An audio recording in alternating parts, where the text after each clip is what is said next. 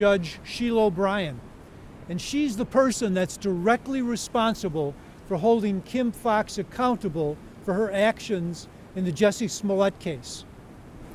Now, despite the fact that we share the same last name, we're not related. And I should tell you that in Ireland, the name O'Brien is like Smith. And in fact, I only met Sheila in the last couple of weeks. But what we do have in common is a deep respect for law, for the kinds of things the state's attorney's office needs to do, and the kinds of things it hasn't done under Kim Foxx.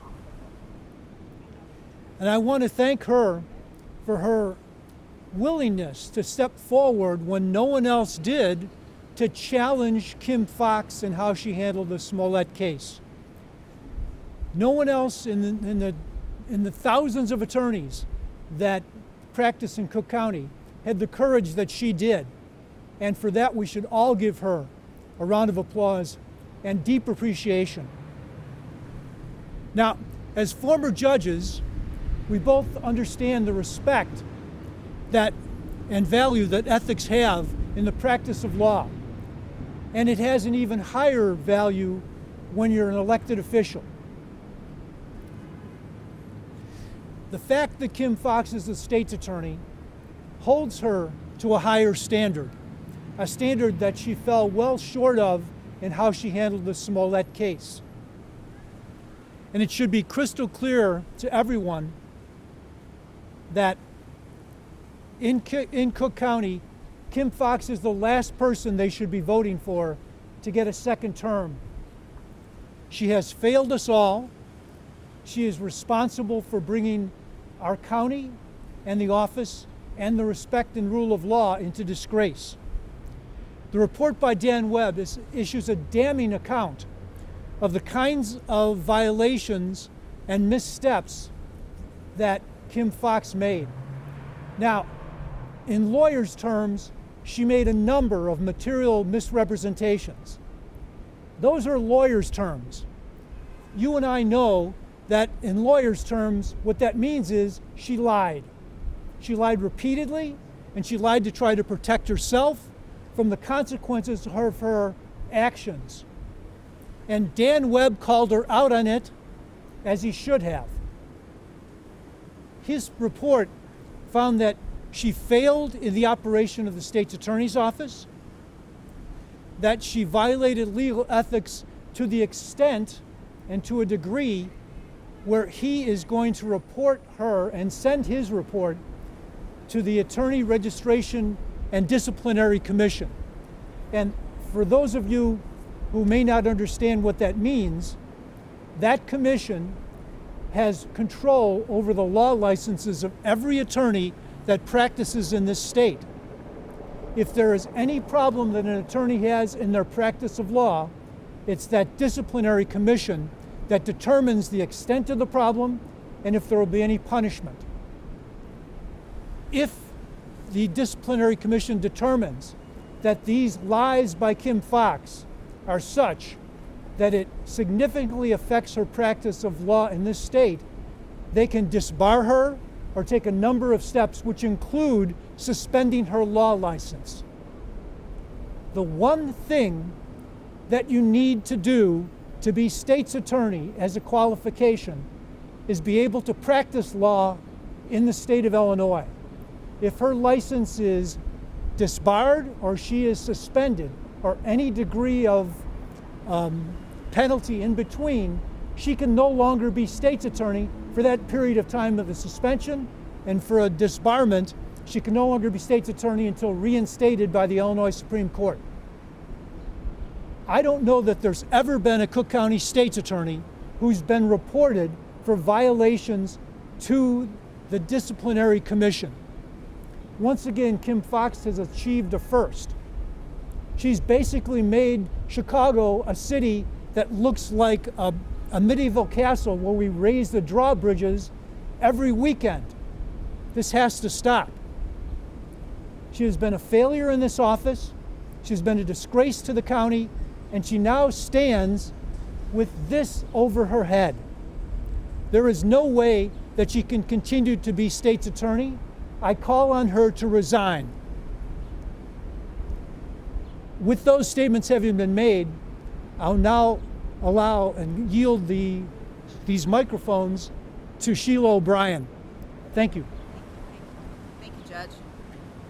My name is Sheila O'Brien, and thank you. Thank you to the press, first of all. The Free Press reported this case and did a wonderful job in doing the investigative reporting. So thank you to each of you for the work that you did. And thank you to Dan Webb for his report today. But this is a sad day for all of us in Cook County. This report tells us that our state's attorney is incompetent and lacks the integrity to tell the truth. In the vernacular, we would say she's a liar. That's a sad day for all of us. And she lets criminals go. And so now, I think it's time to let her go. It's time to get her out of office. This is the second time I've laid eyes on Pat O'Brien. I don't know Pat. We share, as we said, the last name, but I don't know Pat. However, people I respect know Pat and have said to me that he's a genuine, competent person of integrity. He's not a flashy person. He's a workhorse, so that he will get the job done that needs to be done. After this report came out, Pat asked if I would endorse him, and I'm heartily doing that today. I'm a registered Democrat, and Pat, as all of you know, is running on the Republican ticket. The state's attorney's office should not be politicized. I'm calling on every Democratic office holder in this county, every alderman, every county office holder who is a Democrat, to disavow Kim Foxx on the Democratic ticket and to endorse Pat O'Brien for state's attorney, because it is now shown that our state's attorney is incompetent and incapable of telling the truth. Please put the people before the party. And if you are a Democratic office holder and you say, well, I'm not going to endorse Foxx, but I don't want to endorse O'Brien, the people of this county are going to watch. So let's do the right thing. Let's put people first. Let's put safety first. Let's put integrity first and put party second. Party and power should be behind safety all the day, every day. To those people who say, well, I don't want to vote, I don't know how I want to vote, I say to you, get to the polls. To the parents, your children will be safe with O'Brien. To the store owners, your stores will be safe with O'Brien. To the kids playing on the streets, you will be safe with O'Brien. And to the criminals and the shoplifters and the looters and the people who are trying to take our city from us, your time is up. This man and the people he's going to put together are coming after you. And I'm asking every person to back O'Brien, to get to the polls, and to ask your friends and your neighbors and your Democratic friends to pull that ballot for O'Brien and get us a competent state's attorney who's fair, who's honest, and who's not going to lie to us, and more importantly, will keep us safe. Thank you. Do you have any questions? Nobody. Wait, we got...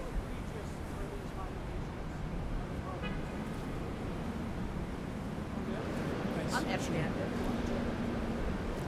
The idea that you can make public statements and try to cover up what essentially was a one-of-a-kind, politically influenced decision and try to fool the people and everyone else about why you did it and whether it was in fact a decision that no one else would ever get, those are very serious.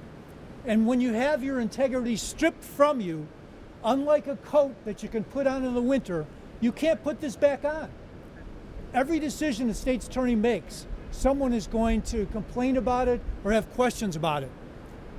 When you don't have that integrity, every decision is more questionable than just I disagree with it, but why did you make it? You may have made it for improper reasons. This is so big. I can tell you that it is time for her to resign. She can't have this kind of cloud hanging over her head. There is no way in the world that people should be voting for her for state's attorney. This time has to end. Fire Kim Foxx. Lying is serious. Lying is serious. You tell your kids not to lie. Lying is basic. So when you say, how egregious is this? 100% egregious. Lying to the people of Cook County and lying about a case. If you lie about one case, how many cases are there that we don't know about? You lie about one, you'll probably lie about 100. We also know that she's letting criminals go. The Tribune has proven that. So this is a massive mess. A massive mess. Get it cleaned out and get her out of there. You had a question. Some Democrats are still saying that they don't think this will change anything in November. What's your response to that? And how likely do you think it is that this may help O'Brien take over the state attorney's office? Your question was Democrats are saying this won't help? I'm sorry, I didn't That understand. this won't change anything in November? Well, What's your response? And how likely do you think it is that this may have some impact on things becoming state? the Democrats I know think this will change a lot of things. People of integrity know this will change everything. As I said, this is a massive mess. Kim Foxx is letting criminals go. She's lying about cases. And Mr. Webb showed you that the office is a mess. So to the Democrats who say this won't change how I support them, we're going to watch you. I'm a Democrat. I'm going to watch every Democrat who says, well, I don't care about this. I'm watching, and so are a lot of other people. And when they come up for a re-election, we're going to remember that.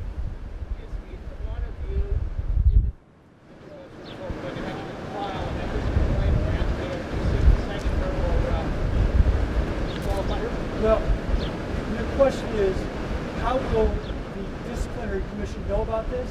Dan Webb is going to send his report to the disciplinary commission. What he's waiting for is for Judge Tooman to sign an order which allows him to release the full report, which is some 60 pages as I understand it, which contains grand jury excerpts. And you can't disclose grand jury testimony until the judge supervising the grand jury, which I believe is Judge Tooman, signs off on that. So that's all that's waiting.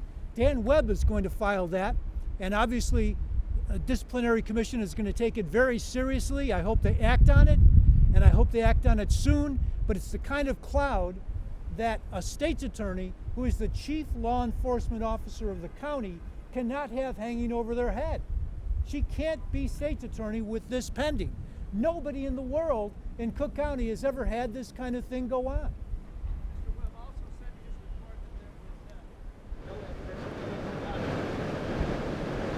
And you're asking me to comment on that?